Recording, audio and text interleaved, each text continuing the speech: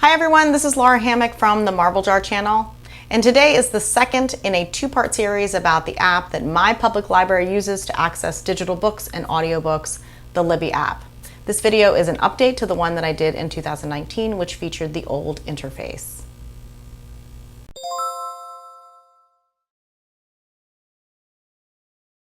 So in my first video, I talked about the pros and the cons of using the Libby app to check out digital and audiobooks from the library. For me, the positives obviously far outweigh the negatives since I use this app all of the time. So now let me show you around. My public library has a partnership with Overdrive, which is a distributor for digital resources like eBooks or audiobooks. Their Libby app allows library patrons to check out these resources using their library credentials. So I'm going to show you the iPad version of Libby since it's easier for you to see on YouTube, but they also make versions for Android and for the iPhone. Once you download Libby, you need to sign in using your library card. It will take you through a series of intro screens to link your account using your library credentials. You can copy your information from another device, you can search for your library, or you can have Libby guess your library based on your location. Once you have your library account linked, it'll take you to your library's homepage, in my case, Fairfax County Library. So there are 5 different areas of the Libby app. The search section, represented by this magnifying glass, allows you to search for items by title, keyword, and author. Your library section, which is represented by this card, is whatever your library system decides to display, in my case, books grouped by categories and other popular searches. This little Libby icon in the center takes you to your menu.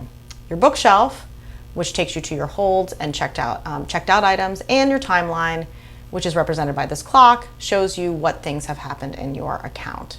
In addition, if you're currently reading or listening to a book in the app, it shows up over on the right side here. So let's start with the search, which is fairly straightforward. You can search by keyword, author, title. Up here you can enter the preferences to use when you're searching. You can specify a format, books, audiobooks, magazines, language, audience, format. In this case I prefer Kindle, but I tend to leave this filter open to give me all the results. And availability, meaning you can limit your search to only books that are available to be checked out now. Next, let's go to the library page. So I'm guessing this section varies depending on which library system you belong to. There are 2 ways to find books to check out. We already talked about search, but this page allows you to browse your library's offerings. So my library presents me with some options, and it also gives me some links to new, popular, or available books. It also allows me to browse by subject. In addition, they have some filtered lists set up, like all magazines or all young adult books, and also some lists that are librarian curated. Let me show you how this works. If I go into subjects and I look for books under the mystery category, I can see by this icon that most of these books are not available to be checked out today. The card with the plus means that it's available today. If it has a little clock, I would need to put a hold on it. To do this, choose place hold and then place hold again. It tells me down here approximately how long I will have to wait. Okay, so now let's go into your settings menu. So this gives you access to your messages from Libby and some Libby tips, your library cards and account, and a help and support area. This area also gives you the ability to change what kinds of books you download automatically under Read Books With. Now let's go to your shelf.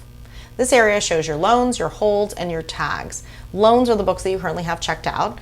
It allows you to choose how you want to read the book, either in the Libby app or on a Kindle. It allows you to manage your loan, which really just means enabling you to return your books early or place another hold on it.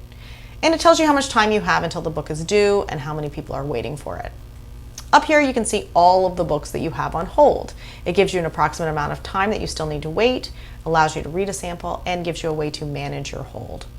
On this screen you can see how long you still have to wait, and you can cancel or suspend your hold. And finally, your tags show you any books that you've applied a tag to, which is a nice way to organize your books to read or rate the ones that you have already read. To do this, find a book that you eventually want to read through the search or library screen.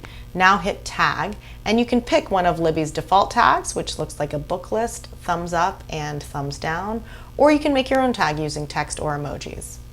The final screen is your timeline, which shows what's been happening in your account, what you've put on hold, what's been checked out, and what has been returned. If you're reading a book through the Libby app, that shows up over here to the right, and on an iPhone it shows up top of these icons. As I said, you can choose whether to read your books, digital books within the Libby app or the Kindle by hitting on the Read With link. The book you're currently reading will appear to the right on the iPad and just above these icons on an iPhone. Hit this to go back to reading. If you want to switch to read your book on a Kindle, hit Manage Loan, then Read With.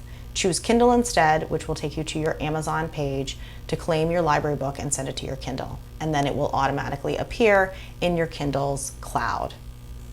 With audiobooks, you don't have a choice about where to listen to it. You have to listen to it from within your Libby app. You can open the audiobook and it will replace the current book down here. You can choose to download the audio files by hitting this cloud icon here. While listening, you can change the speaking speed, set a sleep timer if you want to pause for 30 minutes, apply a bookmark, and navigate either by chapter or by sliding this bar. Also, these buttons give you a 15-second rewind and forward capabilities. Plus, you can swipe to quickly rewind and quickly fast forward. And that's it.